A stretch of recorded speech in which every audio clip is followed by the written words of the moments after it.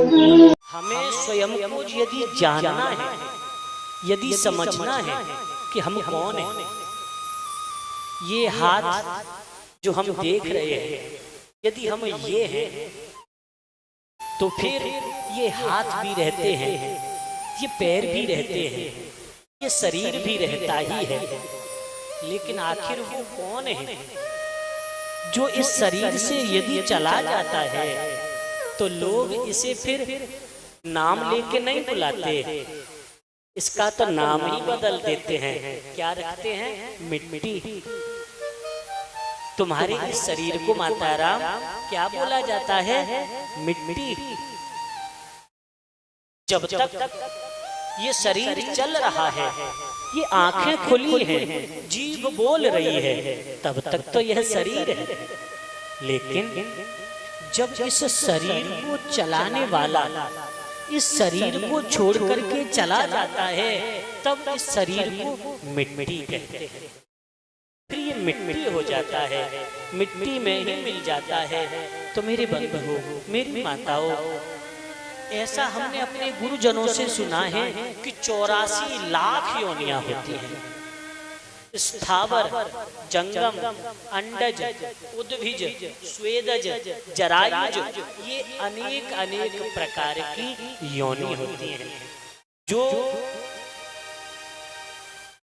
एक विशेष प्रकार के आवरण में ढके हुए पैदा होते हैं। जैसे मनुष्य और पशु, इन्हें स्थावर कहते हैं।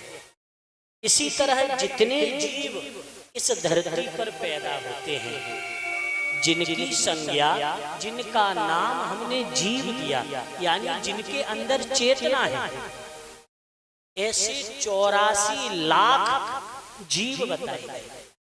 उन 84 लाख योनियों में न जाने कितने लाख वर्षों तक हम आप भटकते रहे।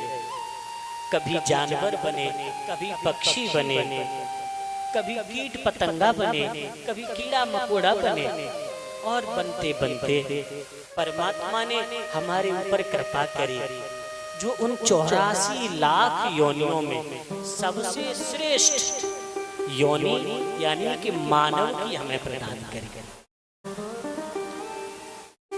जन्म जन्म मुनि जतन कराहि, जन्म जन्म मुनि यतन कराहि, जन्म जन्म मुनि जतन कराहि, जन्म जन्म मुनि यतन कराहि।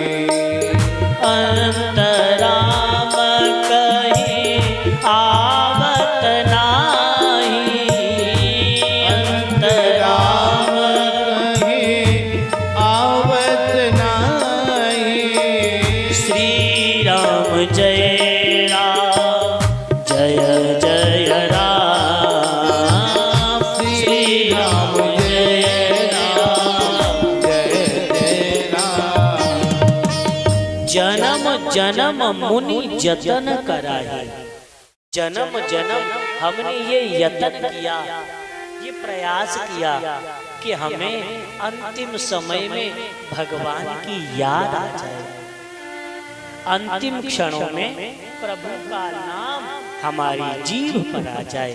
लेकिन ऐसा होता नहीं, क्योंकि जैसी जैसी उम्र बढ़ती है, जैसा जैसा समय बढ़ता जाता है, ये शरीर तो कमजोर होता जाता है, लेकिन इस शरीर के अंदर बैठी तृष्णा, चाह उतनी बलवान होती चली जाती है, उतनी ही मजबूत होती चली जाती है। जैसा जैसा बुढ़ापा आता है, वैसा मन में तृष्णा बढ़ती है। मैं कितना कमाऊं, कितना कमाऊं, इतना कमा जाऊं कि मेरी 10-20 पीढ़ी कुछ न करे तो भी घर बैठे ही वो खाती रहे। अरे भैया, जब परमात्मा ने पेट दिया है तो उस पेट के पालन करने की सामर्थ्य भी तुम्हें अवश्य दी है।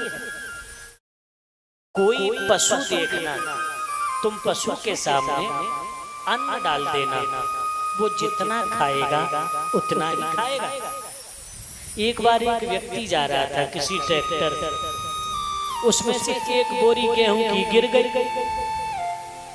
तो गिर गई, बेचारा जो मालिक था वो तो चला गया। तब तक एक गाय आई, वो उसमें से खाने लगी। एक बकरी आई, वो भी खाने लगी। जो आए खाए, पेट भर जाए और चला जाए। तब तक एक आदमी आया, उसने देखा ओहो गेहूं की बोरी पड़ी है, सो उसने पूरी बोरी उठाई और उठा के साइकिल पे रख ली और लेके गया। यानी कि जितनी योनियां इस दुनिया में हैं, वो केवल उतना ही इकट्ठा करती हैं कि अपना पेट भर जाए। कोई भी जानवर सुबह के लिए इकट्ठा नहीं करता, लेकिन तुम इंसान बने बैठे हो, खुद को तुम सबसे श्रेष्ठ समझते हो, लेकिन कर्म अपने देखो कि हम पशुओं से भी गए बीते कर्म आज करने लगे। आज हम आज के लिए नहीं जीते भैया, कम से कम इतना कमा लो कि किसी को भी कमाने की जरूरत ही ना पड़े। हमारे बड़े बुजुर्ग 2 जोड़ी कपड़े में पूरा जीवन गुजार दिया करते थे। बारात में, विवाह में भी मांग के कपड़े पहन जाते और कितना मस्त जीवन जीते थे। हल चलाते जाते थे और बढ़िया बढ़िया गीत गाते थे। आजकल तुम 50 लाख की गाड़ी में भी घूम रहे हो ना, तो भी मुंह से गीत नहीं निकलते। क्यों? क्योंकि मन में खुशी है ही नहीं। मन में तो चिंताएं भरी पड़ी है, मन में तो दुख भरा पड़ा है, मन में तो दुनियादारी भरी पड़ी है। सुकून हो मन में तब तो कभी गाना निकले, जब चैन मिले जीवन में तब तो कुछ अच्छा लगे। तो मेरे बंधुओं, मेरी माताओं, जरा विचार करो। तब तो हम कच्चे मकान में रहते थे, फिर भी मस्त रहते थे। अब तो हमने कोठियां बना ली। हम बहुत कम पैसा कमाते थे, लेकिन फिर भी बड़े आनंद का जीवन जीते थे। एक बड़ा बुजुर्ग व्यक्ति भी आज भी अपने 3200 दांत मुंह में लिए बैठा होगा।